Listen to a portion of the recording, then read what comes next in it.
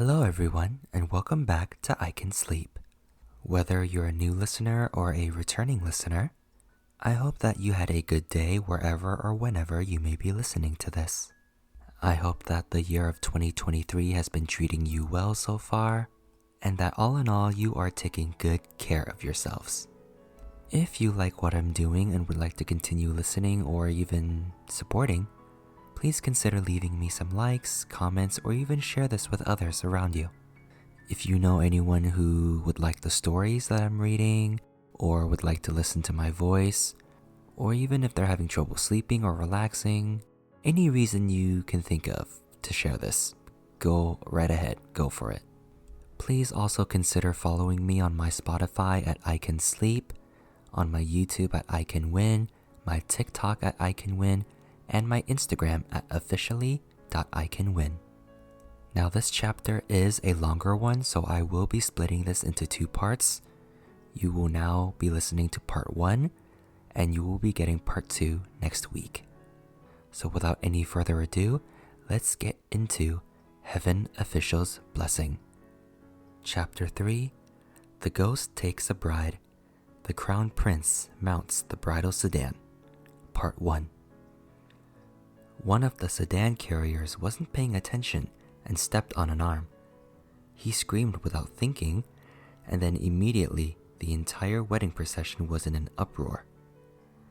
Good Lord, that band of men whipped out their shining broadswords. They yelled, "What's the matter? Has it come?" Commotion had broken out in the street. When Xilian looked closely, the body with its head severed wasn't a real person, but a wooden puppet.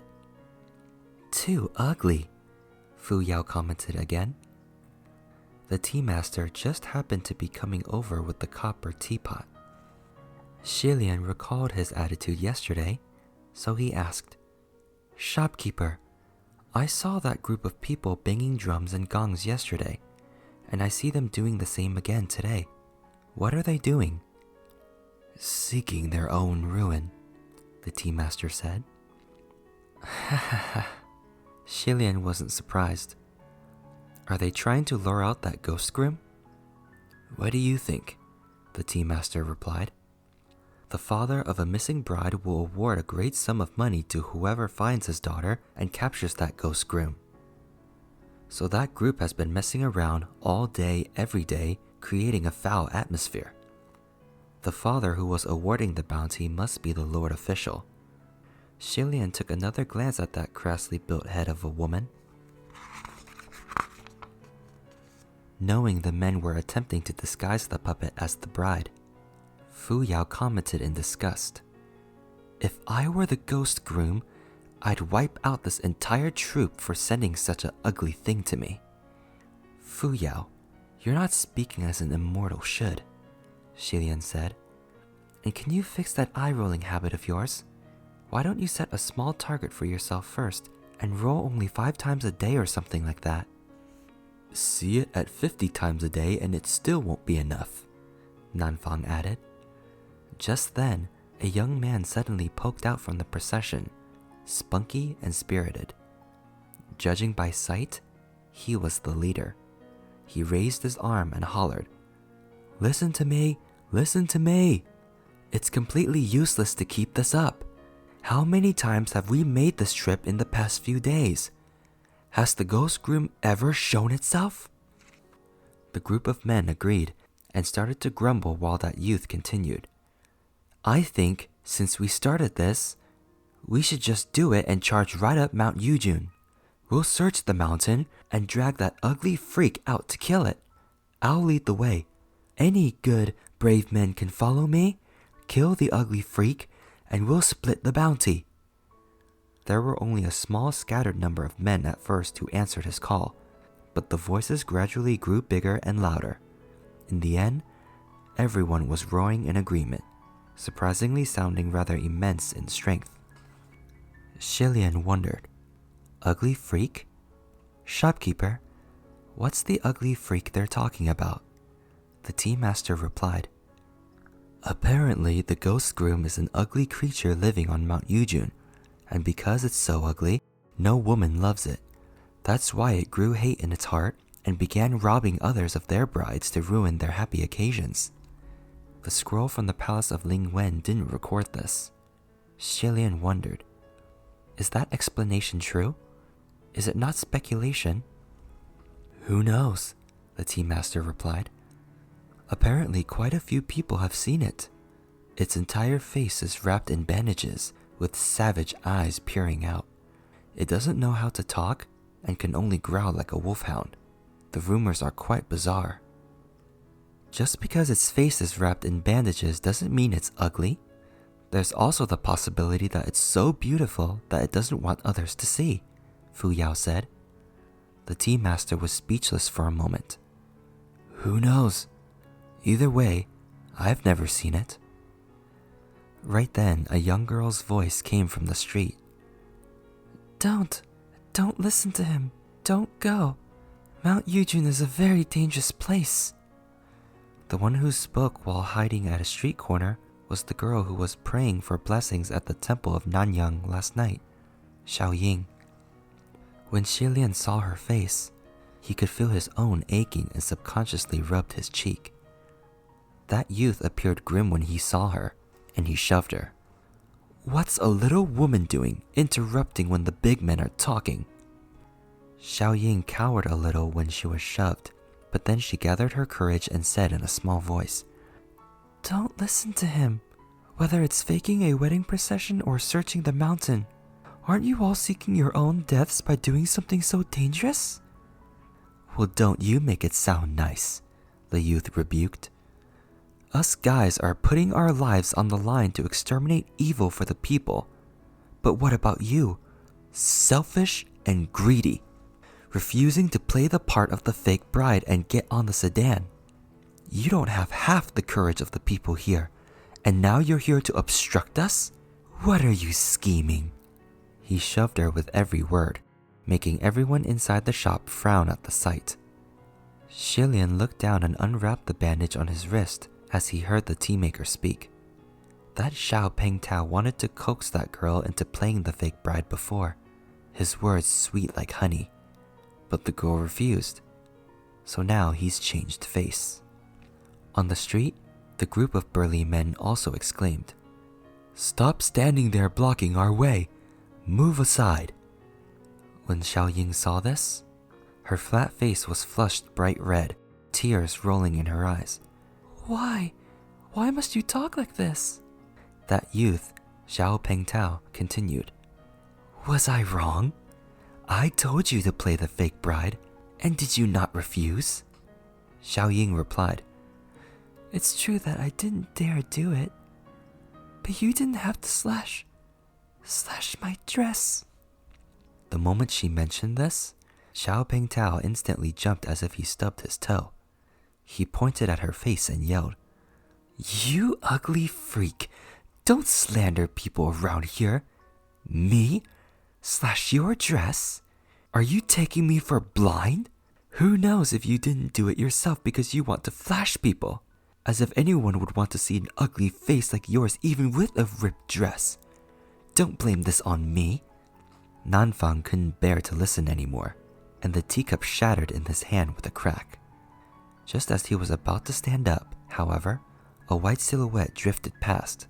At the same time, Xiao Pengtao, who was jumping a foot high, yelped and fell on his butt on the ground, holding his face while blood dripped from between the cracks of his fingers. No one in the crowd had a chance to see what exactly happened before the boy was already sitting on the ground. At first, they thought it was Xiao Ying who went berserk. Yet when they looked at her, they couldn't actually see her. A white-clad cultivator had come and shielded her. Xilian tucked his hands in his sleeves, not bothering to look back. He grinned happily at Xiao Ying, bending slightly at the waist to meet her eyes.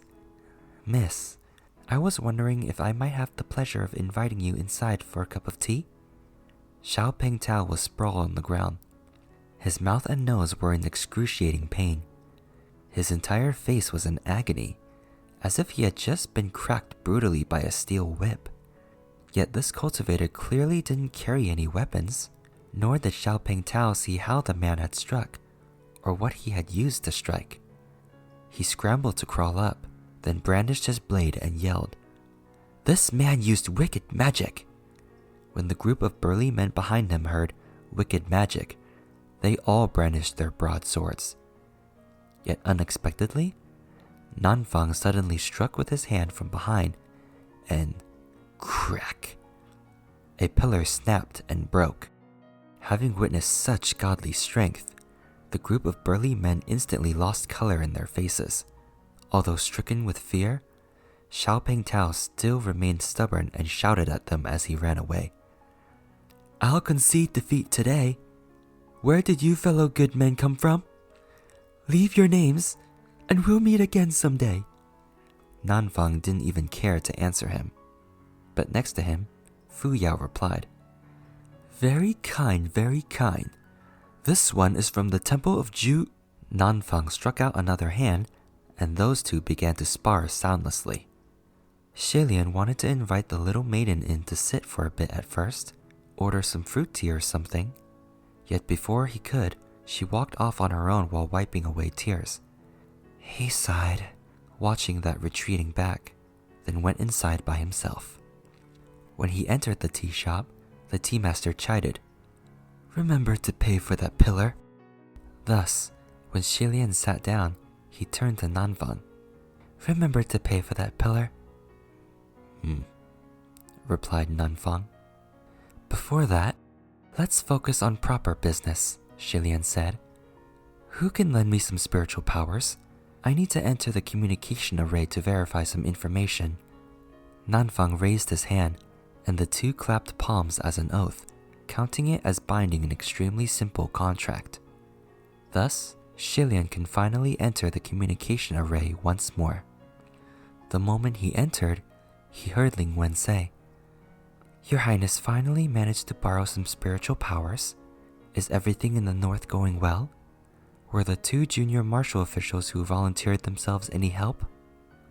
Shilian looked up and glanced at the pillar Nanfang snapped with his palm earlier. Then he glanced at Fu Yao, who was currently resting with his eyes closed, wearing a cold and distant expression. He then replied, "The two junior martial officials both have their own values, and they are both talents worth nurturing." Ling Wen chuckled. "Then we must congratulate General Nanyang and General Shenzhen. On your Highness's words, the future of those junior martial officials must be infinite, and they will soon ascend themselves." It wasn't long before Mu Qing's voice surfaced coolly. "He didn't inform me of this outing, so let him be. Either way, I don't know anything." "You really are lurking in the communication array all day," Shilian thought. "Your Highness," Ling Wen said, "where have you settled? The north is guarded by General Pei. His worshippers are abundant. If your Highness has any need, you can stay temporarily at his temples of Mingwang." "There's no need for the trouble," Shilian replied. "We didn't find any temple of Mingwang nearby, so we settled in a temple of Nanyang." "A quick question, Ling Wen, about this ghost groom. Do you have any more information?" "Yes," Ling Wen replied. "The result of its rank evaluation was just processed by my palace. It's a wrath." "A wrath. In regard to the monsters, demons, and ghosts that caused great turmoil within the mortal realm, the palace of Ling Wen had categorized them based on their abilities. The rank were as follows: fierce, malice, wrath, and supreme. A fierce murdered one. A malice could murder a sect. A wrath could slaughter an entire city. As for the most fearsome supremes, once they were born into this world, they were destined to bring ruin to nations and people and complete disorder everywhere. This ghost groom that had been holding up in Mount Yujun was ranked a wrath, only one level lower than a supreme. That meant no one who saw it could escape unharmed. Thus, after Shilian exited the communication array and informed the other two of this, Nanfang said, "Then the ugly bandaged male is probably just a rumor, or they saw something else." "There's another possibility," Shilian said. "Like for example, Under certain circumstances, this ghost groom will not or cannot cause harm. Fu Yao said disapprovingly, "The palace of Lingwen is so inefficient, taking this long only to come up with a rank. What's the use?" "At the very least, we have an understanding of the enemy's strength," Shilian said. "But since this is a wrath, the ghost groom's spiritual powers must be very strong, and a fake puppet will not be able to deceive it at all. If we want to lure it out, then we can't cast a camouflage spell on puppets for the wedding procession. And we can't carry weapons either. The most important thing is, the bride must be a living person. We must find a woman on the street to use as bait," Fu Yao said. Nanfang, however, rejected the idea. "No." "Why not?" Fu Yao said. "Think they'd be unwilling? Give them a sum of money and they'll be willing then." "Fu Yao, even if there are women who are willing, it's best if we don't employ this method," Shilian said. "This ghost groom is a wrath. If there are any mishaps, nothing will happen to us. But if the bride is kidnapped, a meek woman won't be able to escape or fight back, so it's certain death for her. If we can't use women, then we have to use men," Fu Yao said. Nanfang said, "Where are we going to find a man who's willing to—" He trailed off, and the two gazed over. Shilian was still sitting there, smiling. "Huh?" Nighttime, the temple of Nanyang. Shilian emerged from behind the back of the temple with his hair down and flowing, looking disheveled. The two standing guard by the temple entrance looked, and Nanfang swore. "Fuck!" right on the spot before charging out. Shilian was speechless for a moment, then said, "Was that necessary?" No matter who looked, they could tell with one glance that this was a handsome man with gentle brows. But this was precisely the reason why many would be unable to stand the image of a perfectly good, handsome man wearing a woman's wedding dress. Nanfang, for example, couldn't bear it at all, which was why his reaction was so extreme. Shilian saw Fu Yao was still standing there, scanning him up and down with a complicated look. He asked, "Is there anything you wish to say?" Fu Yao nodded. "If I were the ghost groom and someone sent a woman like this to me, you'd wipe out the entire town, was it?" Shilian finished for him. Fu Yao replied rigidly, "No, I'd kill the woman." Shilian smiled. "Then I can only say, thank goodness I'm not a woman."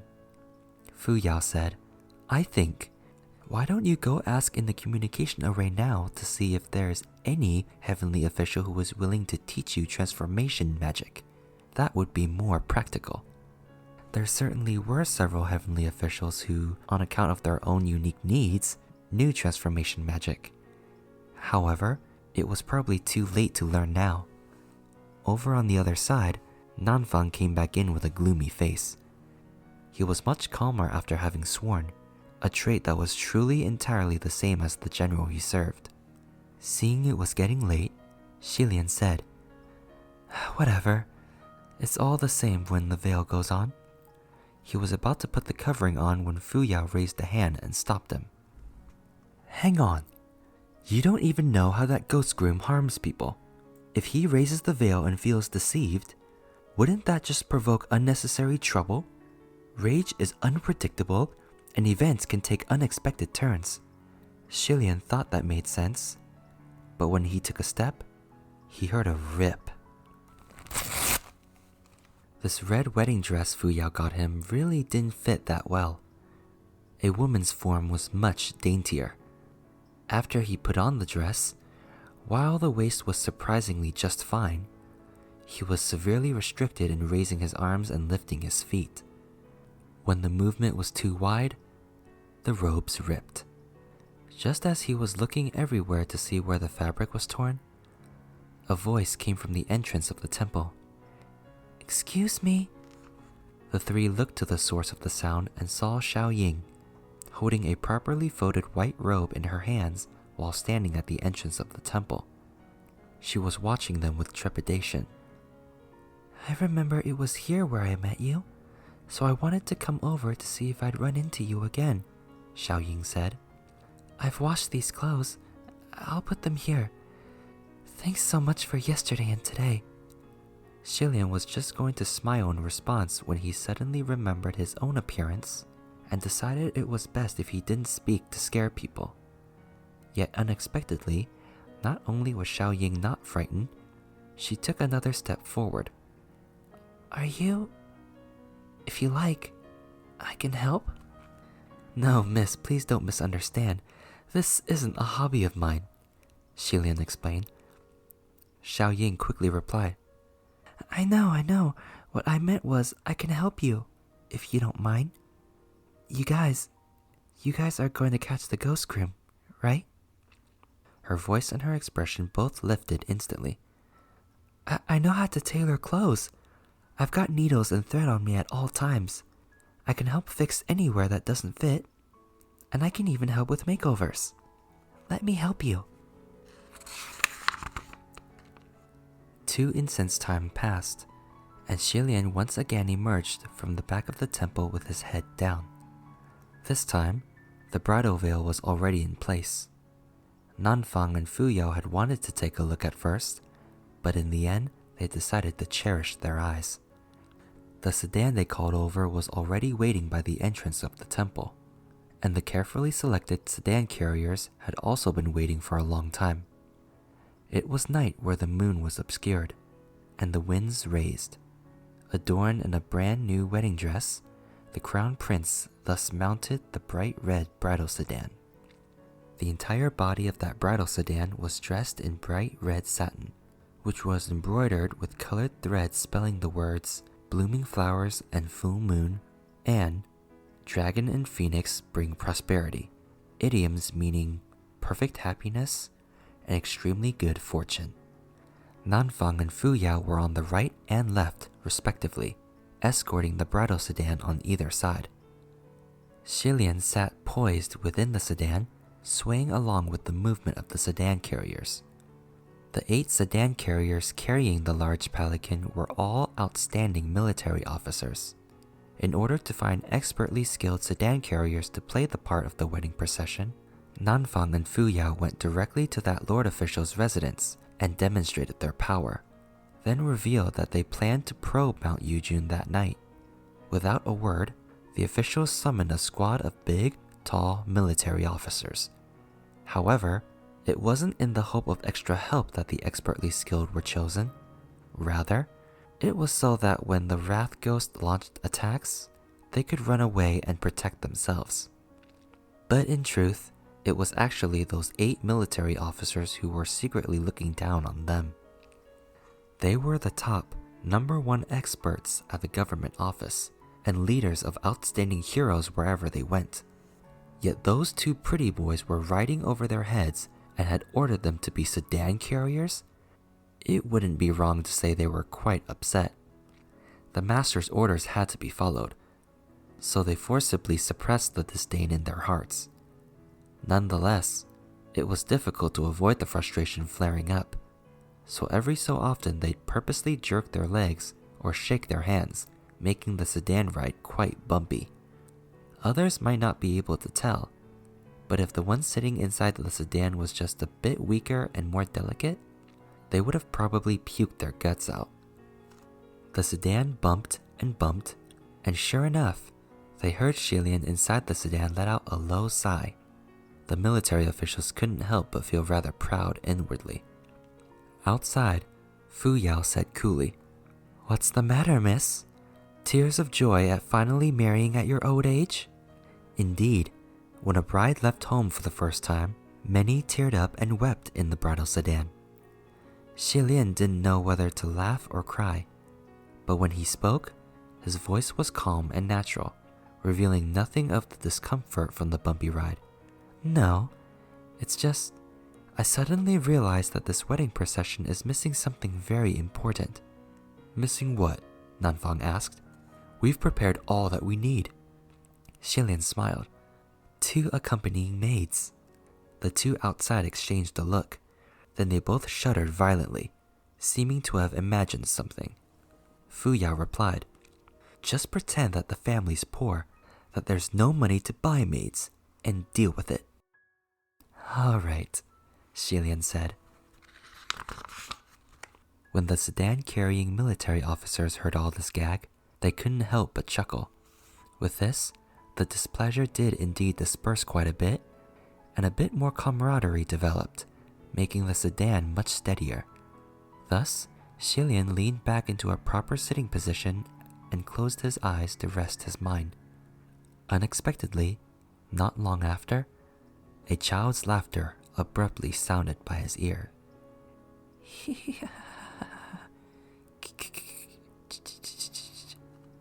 The laughter ripped across the mountain, ethereal and peculiar.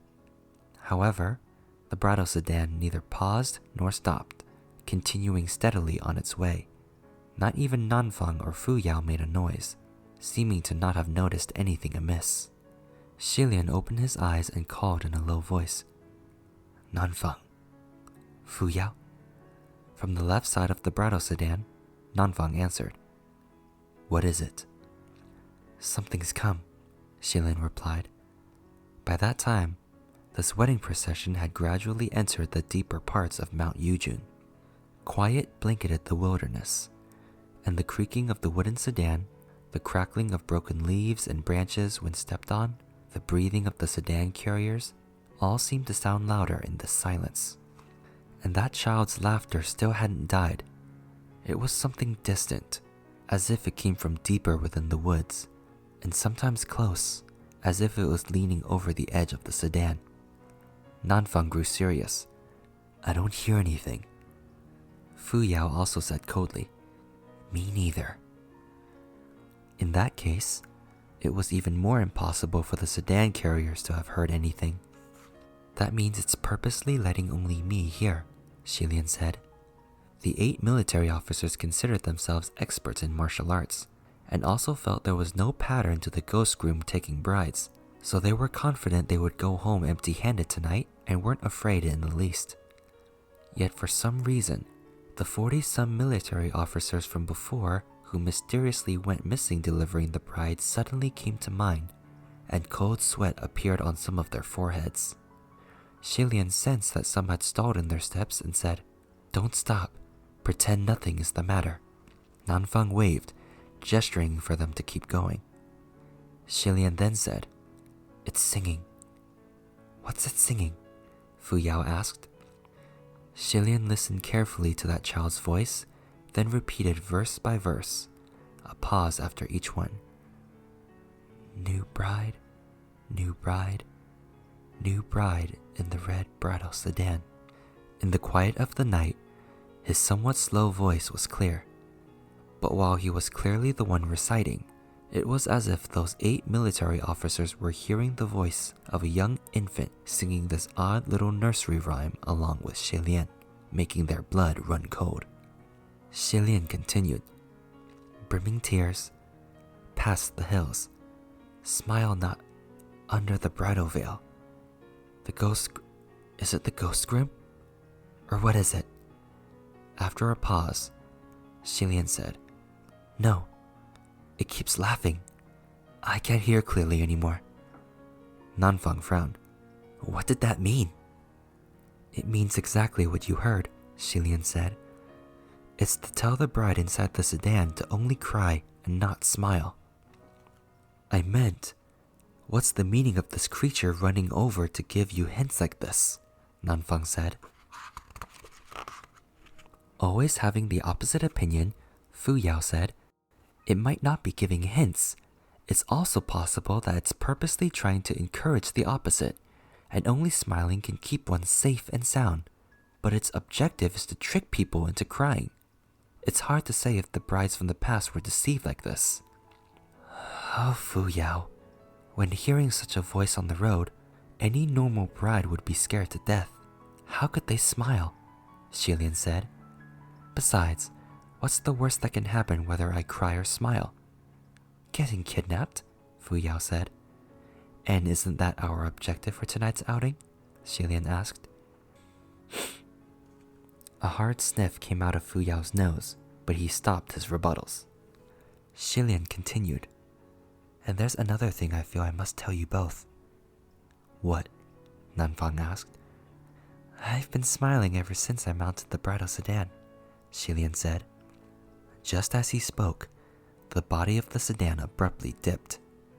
There was suddenly a commotion outside among the 8 military officials, and the bridal sedan came to a complete stop. Nanfang shouted, "Don't panic!" Xilian raised his head slightly. "What's going on?" Fu Yao replied coolly, "Nothing. We've run into a bunch of beasts, that's all." Just as he answered, Xilian heard the sharp howl of wolves pierce the night sky. A pack of wolves was blocking the way. This didn't feel normal no matter how Xilian thought about it. Quick question. Are there often wolves running about on Mount Yujun? One of the military officials carrying the sedan answered, "It's unheard of before. How is this Mount Yujun?" Xilian raised his brows. Then we've come to the right place. These were only wild wolves on the mountains. They couldn't do anything to Nanfang and Fu Yao, nor could they do anything to those military officers who spent years rolling around the edge of danger. It was just that they were all focused earlier on deciphering that bizarre and eerie nursery rhyme, which was why they were so taken by surprise. From deep within the woods in the dark of night, pairs and pairs of haunting green wolf eyes lit up. One starving wolf after another slowly emerged from within the forest, surrounding them. However, it was so much better to face beasts one can see and hit than to face a creature one could neither hear nor touch. And so, the group started rubbing their hands and clenching their fists, ready to get down to slaying. However, the good part was yet to come. What followed closely behind the wolves was the sound of rustling and crackling. A series of odd noises that sounded like beasts but not quite, and like humans but not.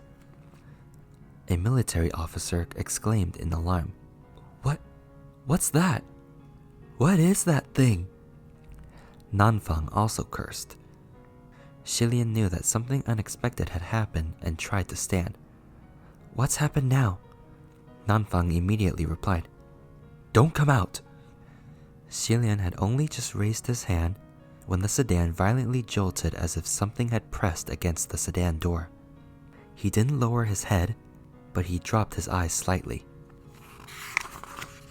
And from beneath the bridal veil, he saw the back of the head of something black. It had actually climbed into the sedan. That creature crashed headfirst through the sedan door, but was then forcefully dragged out by the man outside. Nanfang swore in front of the sedan. "Fuck, it's a Binu!" Xilian knew this was going to be downright troublesome the moment he heard it was a Binu. Based on the evaluation of the palace of Lingwen, Binu were creatures that didn't even deserve to be ranked fierce. Allegedly, Binu were once humans, but by the looks of them now, even if they were considered humans, they'd be deformed humans. They had heads and faces, but the features were smeared and unclear. They had arms and legs, but were too weak to walk. They had mouths and teeth, but they couldn't bite anyone to death no matter how much they tried. But if there was a choice, everyone would rather run into the scarier, fierce, or malice-ranked ghosts than these creatures. This was because Binu often appeared at the same time as other monsters, demons, and ghosts. While the prey was distracted battling with the enemy, they'd suddenly pop out and use their untiring, pestering limbs, their sticky and gooey bodily fluids, and their endless reinforcements of companions to tangle up the prey like sticky candy. Even though their combat power was extremely low, because their vitality was exceedingly tenacious and they often appeared in large groups, it was impossible to shake them off and also very difficult to kill them all quickly. Gradually, they would drain your strength and you'd get tripped up. That instance of carelessness, the opportunity for which your enemy was waiting, would spell your end. And when the prey was killed by the other monsters, demons, and ghosts, the Binu would pick at the remnant broken limbs the stronger beings left over after eating. They'd eat with keen pleasure and gnaw the bones full of holes and scraps. This was truly a very disgusting creature. For any heavenly official in the upper court, all they needed to do was to release their spiritual light and summon their weapons, and those creatures would withdraw with fright. But to the junior officials of the middle court, those creatures were exceedingly vexing. Fu Yao spat with disgust from a far distance. I hate those things. Did the palace of Lingwen mention their presence here? No, Xilian said. Then what do we need them for? Fu Yao exclaimed. How many have come? Xilian asked. About 100? Possibly more, Nanfeng replied. Don't come out. Creatures like Binu were strong in numbers, and over a dozen were already very difficult to manage. Over 100? That was more than enough to drag them to their deaths. They usually preferred to stay in areas heavily populated with people. He had never imagined there'd be so many on Mount Yujun. Xilian pondered for a moment, then raised his arm slightly, revealing a wrist that was half wrapped in bandages. Go on, he said. The moment those two words were spoken, that white bandage suddenly slipped off his wrist on its own, like it was alive, and flew out of the curtain of the bridal sedan. Xilian sat poised within the sedan and instructed gently. Strangle them to death. In the black of the night, it was as if the white silhouette of a viper suddenly slithered forth. When that white silk band was pretending to be a bandage wrapped around Xilian's wrist, it looked like it was only several meters long. Yet when it was slaughtering with such devilish lightning speed, it was like it was endless.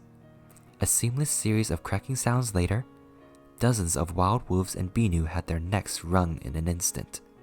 The 6 Binu wrapped around Nanfeng instantly fell to the ground dead.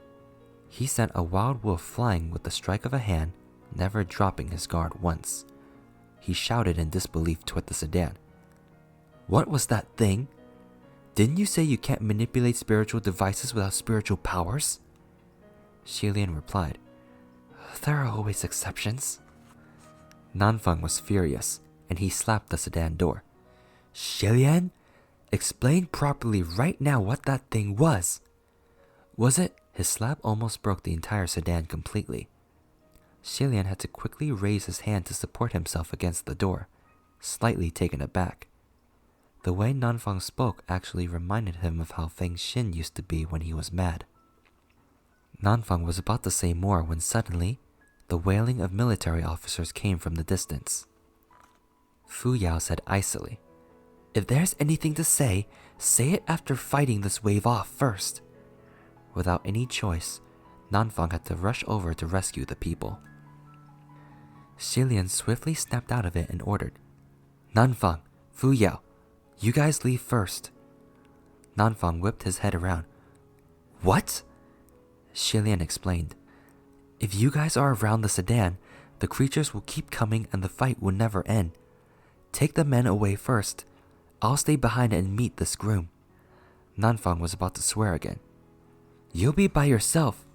However, Fu Yao said coldly, He can control that silk band, so nothing will happen for the moment. If you've got the time to drag your feet, why don't you settle this group first, then come back and help? I'm off. Well, he certainly was snappy and carefree, leaving without a thought, dragging not a single step. Nanfeng clenched his teeth, knowing what Fu Yao said was true, so he turned to the military officers who were there. Come with me first. Sure enough, after they left the bridal sedan, while that pack of wolves and Binu were still pestering them, there weren't any new waves joining the fray. The two each escorted 4 military officers, and on the way, Fu Yao fought as he spat hatefully. I can't believe this. If I wasn't... He stopped mid-speech. The two met eyes, and the look was odd. Fu Yao swallowed his words and turned his head away, both temporarily stopping and not bringing it up. They then continued to hurry forward. Around the bridal sedan, corpses were strewn all over the ground. The silk band Ryoye had already strangled every wolf and Binu that had lunged forward. It came flying back, gently wrapping itself back around Xilian's wrist on its own. Xilian sat within the sedan quietly, surrounded by the infinite darkness and the rustling of the sea of trees.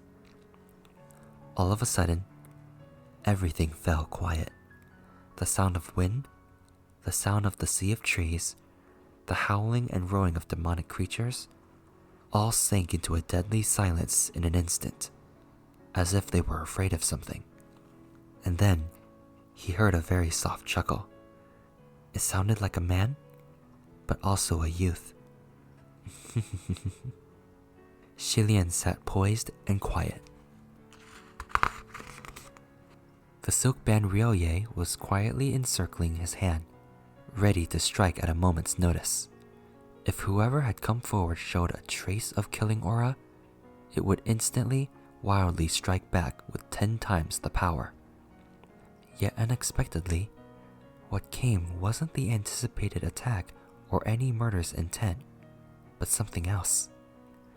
The curtain of the Prado sedan was lightly lifted, and from underneath the bright red veil, Xilian saw the person had extended a hand to him.